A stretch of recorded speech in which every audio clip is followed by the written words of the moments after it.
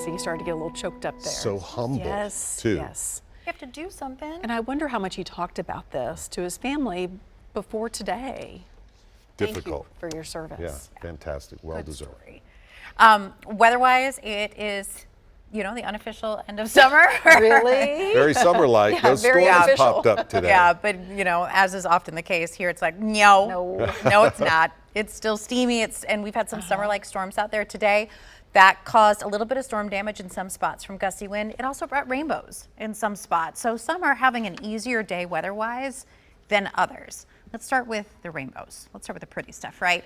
Really nice double rainbow here out of Montgomery County.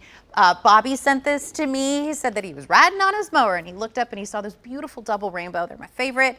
Primary bow is always the brightest one. That secondary one is a reflection of the first, so the colors go in opposite order.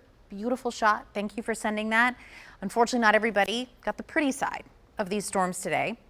We have a couple strong storms right now in the News Channel 5 area, and we have one severe thunderstorm warning that is knocking on our area. So right now along I-40 near Carroll and Henderson County, we've got a severe thunderstorm. It was two storms that merged together. Windstorms do that. Sometimes you can see a brief uptick in their intensity. 60-mile-per-hour wind and hail up to quarters possible with this.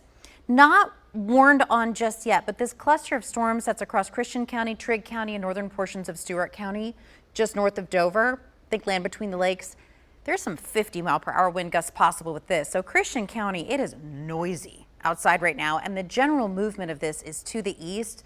So that means travel along Interstate 24. That's not going to be very fun for the next 30 to 45 minutes. I expect this activity to slowly start to weaken over the next couple hours once we get past sunset. There's even a couple scrabblers, a few siblings out ahead of it. Murray County, not as mischievous, but there are a couple rumbles out ahead of this kind of main broken line that's coming in from the west. If you got rain, it cooled down briefly. Problem is those downpours were pretty hard and heavy at some times, and that's part of what increases the wind speed. We're going to see another round of showers and storms tomorrow, bumped up rain chances to 50%, and there could be some additional pockets with strong wind. Maybe even some small hail, much like what we've seen today. We're going to talk more about the timing on that coming up in just a little bit, Rory.